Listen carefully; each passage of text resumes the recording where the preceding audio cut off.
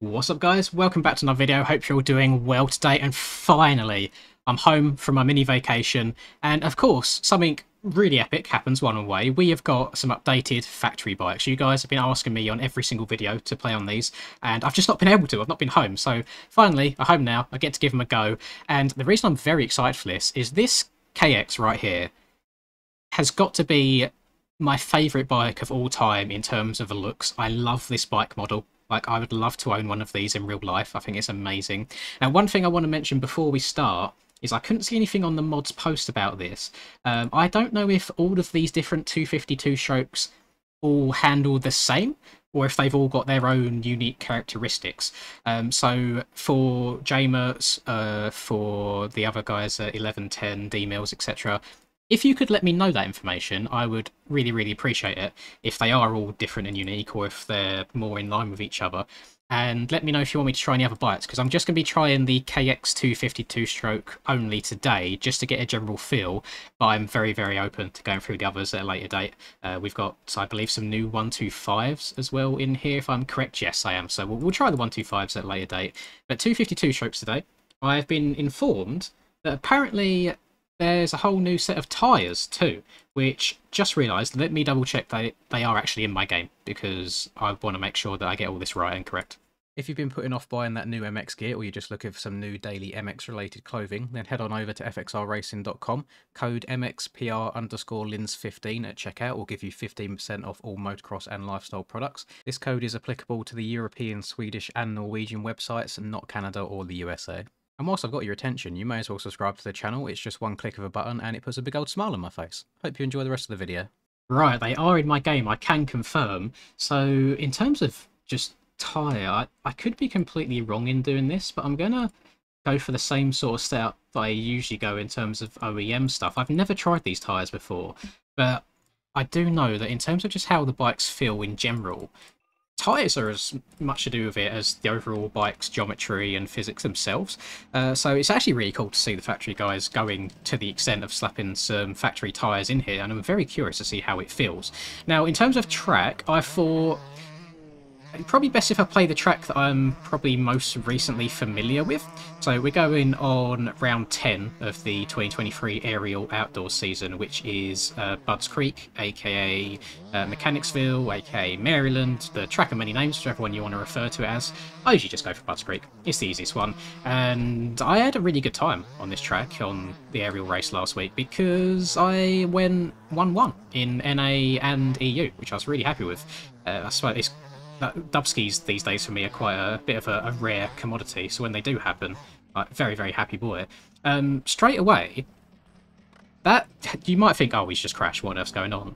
But I can tell from that crash that the suspension's actually really forgiving already, because when I did land there, it kind of bounced me back up kind of straight, whereas usually, unlike the current OEM bikes, for example, if I was to kind of massively overjump something exactly in that same way, the front end would knife really hard to the side, and then the whole bike would lean over to the side, and there'd be almost no chance of saving it at all. So that one there, that did give me the chance to save it. I think if I was quick enough on the sticks, I could have brought that back around.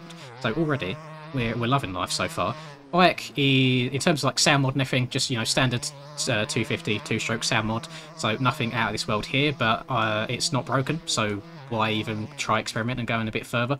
I can't imagine how difficult it is to record original sounds, and to be fair, I think most of the sound mods that we have these days that get used on public bikes, they tend to be the best of a batch. Some of them, some sound mod replacements can be a little bit funky. I have no issue with this one at all. I think it's absolutely fine. It lets you know where the power is. I'm a very audio-based player. I like listening to the bike to know what it's doing, so I know if I'm in too low a gear, too high a gear, where the traction is, etc. So I really don't mind that. I do want to apologise to the factory guys, because I have still got that damn tyre model swap on.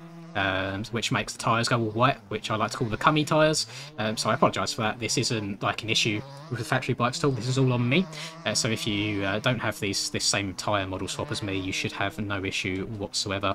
And I just need to change it at some point, because it happens on every bike that isn't OEM related, and I don't know why. I'm not sure why they're so special compared to any others because this tyre swap wasn't made by the OEM team. It was made by, I believe, Logan. It was imported from Sim. I think it's a Patusta model originally, or Pista, whichever one you want to refer to him as. Very talented man. I know a lot of people will have no idea who I'm talking about, but yeah, some of you Sim OGs will know of Patusta. Absolute legend. Changed the game in terms of like renders and just models in general. Big W's to him. So far so good. The bike looks really nice in this first person camera, I do want to say, and whether it's biased or not because of how much I love these older KXs, I generally don't know, but really like this so far already straight off the bat. This isn't the roughest track in the world, so it's hard right now to gauge how the suspension handles the super rough stuff. That's talking from like stock, because I've not tweaked anything. I've left it as they've intended it to be, and I know that they've got a lot of real world data in terms of factory suspension from 11.10, and then I believe D-Mills has been working quite a lot on how it feels in game to be like the main tester in terms of feedback, and it's just so far so good. Feels really, really nice. I almost managed to get that pre-jump scrub over there, which feels incredibly sexy when you get it. I don't think this is a hard enough test for this bike at all. I'm going to go and look at my track list again. I want something a little bit rougher to try and really pull it through its paces. Okay, this might be a little bit unfair. I'm actually going on a sand track, and because these have... so we've got like spec tyres on this.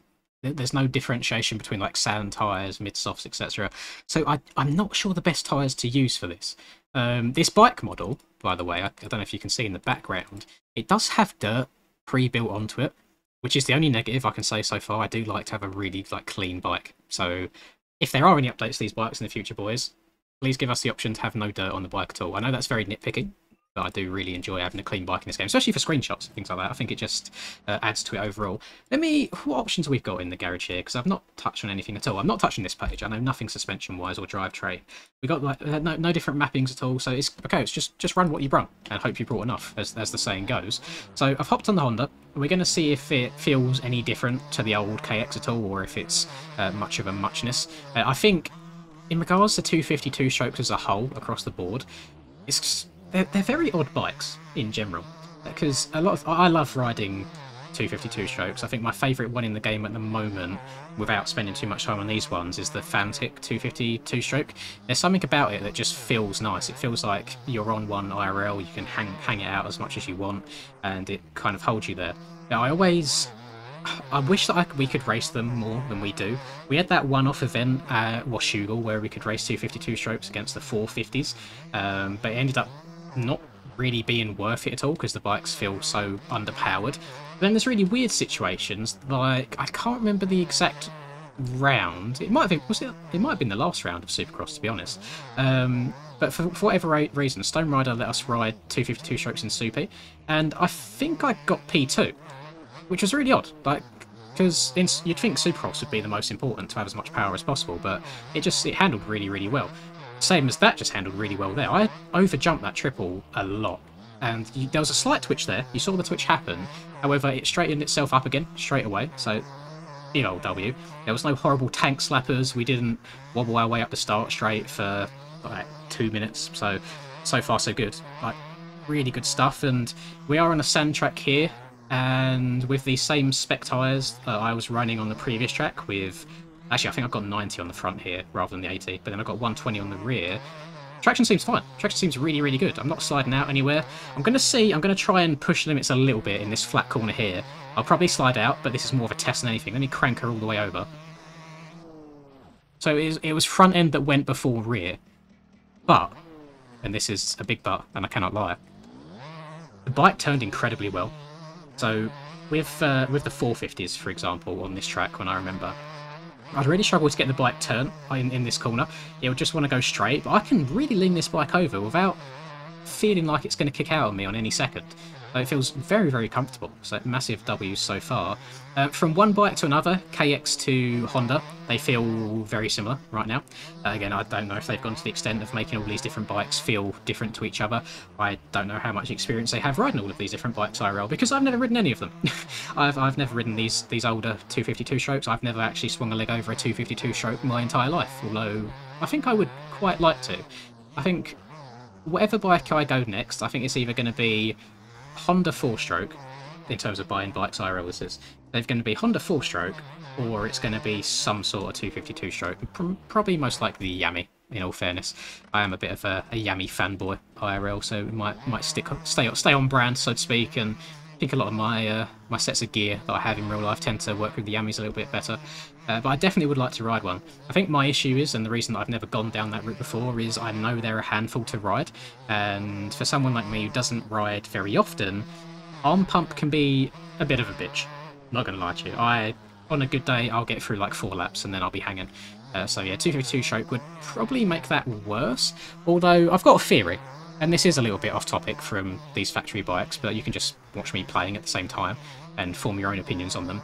Is IRL, I find that when I ride a 250 4-stroke, I get more arm pump than when I ride my 125.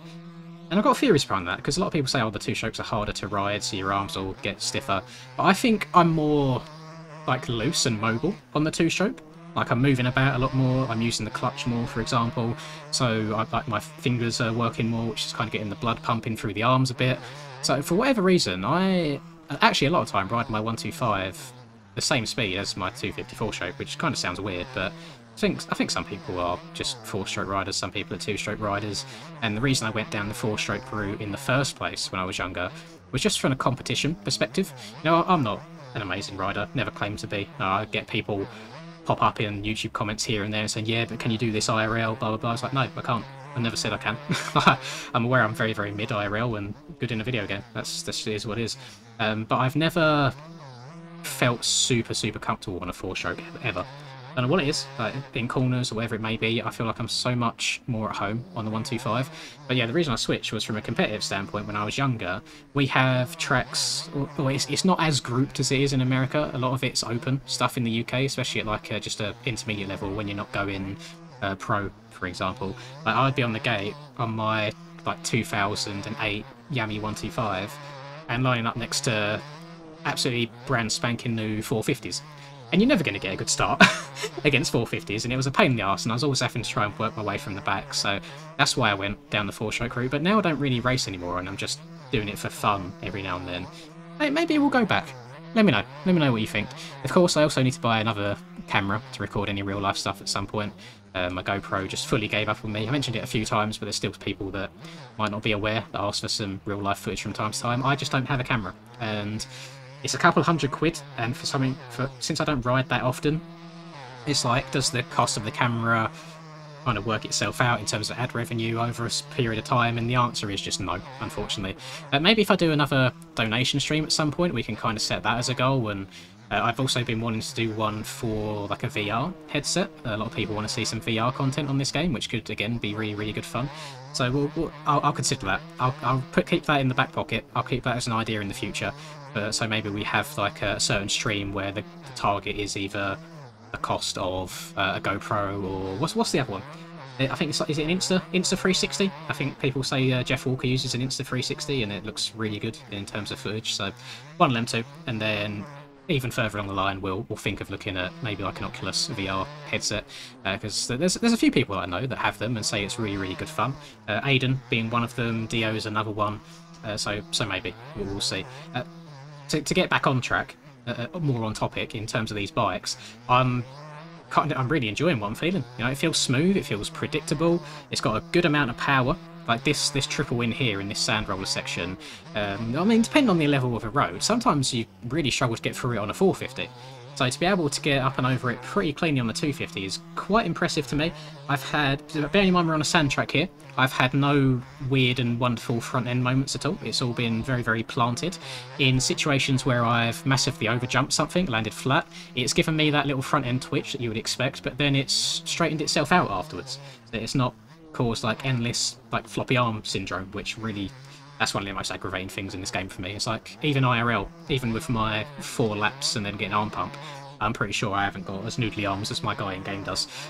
So I don't know how long I've been recording here. I can't lie. My Streamlabs is actually minimised right now. It's hiding behind my Discord on my other monitor. But whatever the length is, I think I'm going to end it there. And what I want to say is, do you guys want to see me ride the 125s as well? Let me know. Thank you very much to the Oh god, give that to the factory bikes, guys. That's J Mertz, D Mills, 1110. I swear that I can't remember the guy's name behind the 1110 mods as a whole, but 1110 mods, thank you very much. And it's really good to get some more bikes in this game. I can't wait for the future when we've just got a plethora and there's going to be all different kinds of race series on different machines, and oh, it's going to be good fun. It's going to be really interesting, and it adds a lot of variety to the game as well, which is I think something that we need these days rather than every single week we all rock up on the same machines, whether it's the Yami 450, Honda 450, or the Honda and Yami 250s as well. It'll be nice to see a little bit of difference. So for public lobbies, if you boys want to hop in public lobbies at any point, I'm probably going to add these bikes to the list of bikes that are in there. I've held off in the past because it's quite a pain in the bum when everyone complains about getting bike mismatches and asking where to download them from. But I think we've got to the point now where probably like 90% of the player base has the factory bikes in their game. So I'm going to start including them from now on, and having some two-stroke races again will be really good fun anyway. I've missed them, especially because we haven't got the old OEM 125s anymore. The 125 series, the European Masters, if you was around, or if you've been around long enough to know what that is, they used to be really good fun. So I do want some more two-stroke series going forwards. Nothing better than hearing everyone revving it up on the start gate and just holding it absolutely pinned for 20 minutes or however long the race is. So thank you guys very much for watching. I'm very, very impressed in these, and I'm really excited for the future four-strokes that they've mentioned they're going to be working on. If you have enjoyed this video, please do drop a like and subscribe to the channel if you're new. I'd really, really appreciate it. Have a lovely rest of the day, whatever you're up to, and I will catch you in the next video. Peace.